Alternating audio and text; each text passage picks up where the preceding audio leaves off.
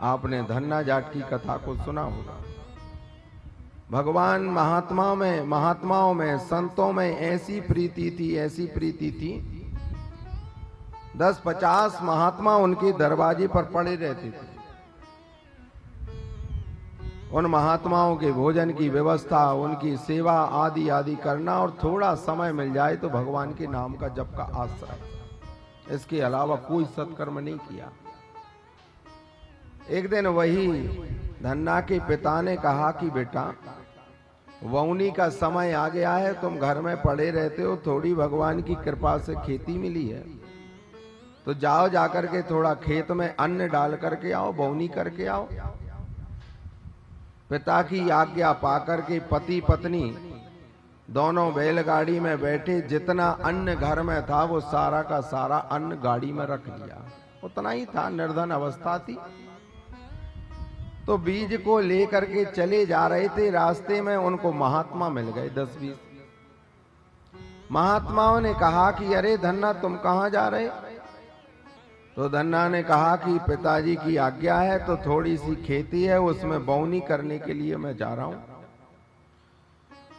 तो महात्माओं ने कहा कि अरे भैया, दोपहरी का समय है, हम तो यह सोच करके आए थे कि तुम्हारे घर चलेंगे, तुम्हारे दरवाजे पर भोजन बनाएंगे, पाएंगे, विश्राम करेंगे और फिर आगे की ओर प्रस्थान कर जाएंगे। तो धन्ना ने कहा कि नहीं, पिताजी की आज्ञा, इसलिए तो मैं खेत की ओर जा रहा हूं। तो महात्मा थोड़े निराश हो गए। जहां आशा होती है महात्मा ब्राह्मण उसी दरवाजे जाते हैं। उनको पता है कि इस दरवाजे से हमको अन्न धन मिलेगा, और जहां से मिलता नहीं महात्मा ब्राह्मण वहां जाते नहीं। जहां विश्वास है कि इस दरवाजे से हमको प्राप्त होगा, निराशा हाथ नहीं लगेगी, तब महात्मा जाकर के आवाज लगाते हैं। तो महात्मा थोड़े जब निराश हो गए, उन्होंने कहा भूख लग रही है, दोपहरी का समय है, हम तो अन्यत्र गांव से तुम्हारा मन में विचार लिए चले आ रहे थे कि तुम्हारे घर जाएंगे, गौशाला में भोजन बनाएंगे, विश्राम करेंगे, लेकिन तुम तो कहीं और जा रहे हो। लेकिन धन्ना की पत्नी बड़ी भक्तिमती थी। पति अकेले से धर्म नहीं हो सकता जब तक सहयोगी ना हो। तो पत्नी ने कहा पति से कि ये महात्मा हमारे आशा से आए हैं और इनको निराश कर दिया। अब ये महात्मा कहाँ जाएंगे, कहाँ भोजन बनाएंगे, कहाँ क्या करेंगे? यहाँ बहुत डिस्टर्ब हो रहा है, क्या हो रहा है?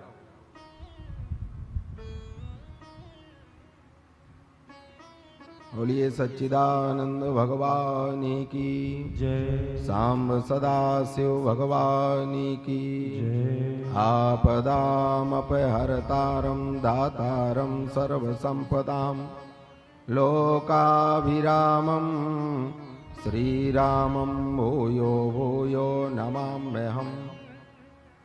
पत्नी ने कहा कि ये बताओ, ये महात्मा बड़ी आशा से आए और पता नहीं इनको कहीं अन्न मिलेगा कि नहीं मिलेगा। तो पति ने कहा कि फिर क्या किया जाए? पत्नी ने कहा कि ये जितना अन्न लेकर के आए इन महात्माओं को दे दो, और ये महात्मा लेकर के चले जाएंगे, किसी नदी का आश्रय लेंगे, वहां पर ये भोजन बना करके पालेंगे। तो धन्ना ने कहा कि देवी, इतना ही अन्न है और इतना ही घर में था जितना हम ले आए, और एक खेत में लेकर के जाना है, फिर बौनी कैसे की जाएगी? तो स्त्री ने कहा कि नहीं, तुम दे तो दो महात्माओं को। महात्मा को जितना अन्न बीज लेकर के आए थे सारा का सारा महात्मा को दे दिया। महात्मा तो लेकर के नदी का आश्रय पाने के लिए आगे की ओर चले गए। दोनों बैलगाड़ी में बैठ करके जब अपने खेत की ओर पहुंचे, वहां मेड़ पर जाकर के दोनों बैठे।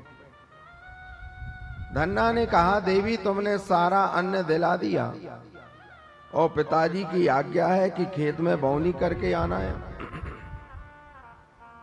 कैसे डाला जाएगा? और जाकर के ये झूठ बोलेंगे तो क्रोध करेंगे पिता।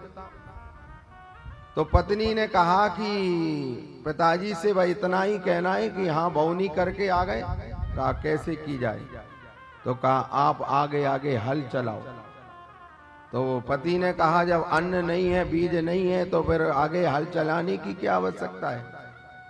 पत्नी ने कहा नहीं नहीं आप चलाइए। तो आगे आगे पति ने हल चलाना आरंभ किया, पीछे से पत्नी ने कंकड़ और रेतू बालू डालना आरंभ कर दिया। डाल दिया सारे खेत में बौनी करके, कंकड़ों की बालू की रेत की डाल करके जब लौट करके घर आए, पिता ने पूछा क्यों बेटा बौनी करके आ गए? कहा कि हाँ पिताजी हो गई।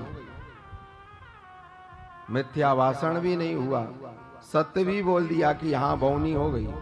आज देखो सत्य रक्षा कर रहा है। महात्मा को जो बचा हुआ अन्न धन था वो आज देखो कैसे बन करके प्रकट हो रहा है। पिताजी ने कहा बेटा तुम बौनी करके आ गए? कहा कि हाँ जी करके आ गया। जब 3-4 महीना हो गया, धन्ना तो महात्मा ब्राह्मणों की सेवा में लग गए, उन्हीं के भोजन पर आवे, जो समय मिल जाए उसमें थोड़ा भगवान का भजन करें। 3-4 महीने बाद किसी पड़ोसी ने आकर के पिता से कहा धन्ना के कि आपकी फसल बहुत सुंदर हुई है, इतनी तो फसल 100 वर्ष में भी हमको देखने को नहीं मिली। आज पिता ने धन्ना से कहा बेटा इतनी अच्छी फसल हुई है इस वर्ष। पड़ोसी आए थे, पड़ोसियों ने आकर के बताया कि इतनी सुंदर फसल तो 100 वर्ष में भी नहीं हुई जितनी इस वर्ष हुई। धन्ना ने नेत्र नीचे करके कहा कि लोग भी अब हास्य करने लगे, व्यंग करके गए होंगे, क्योंकि जब हम कंकड़ डाल करके आए, रेत डाल करके आए तो फसल कहां से हो जाएगी। लोग भी अब मजाक करने लगे, मजाक उड़ाने लगे, हास्य करने लगे, व्यंग करने लगे।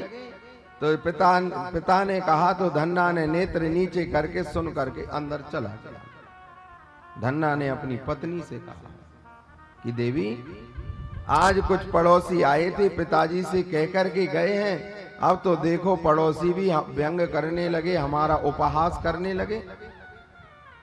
कह करके गए कि 100 वर्ष में भी ऐसी फसल नहीं हुई है जैसी इस वर्ष आपकी फसल बनकर के तैयार हुई है।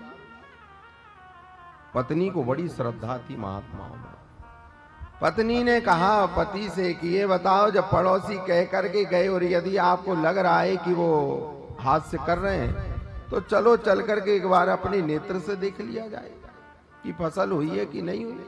लौट करके नहीं गए 4 महीने तक, क्योंकि उनको पता था कि हम जब डाल करके कुछ नहीं आए हैं तो मिलेगा क्या।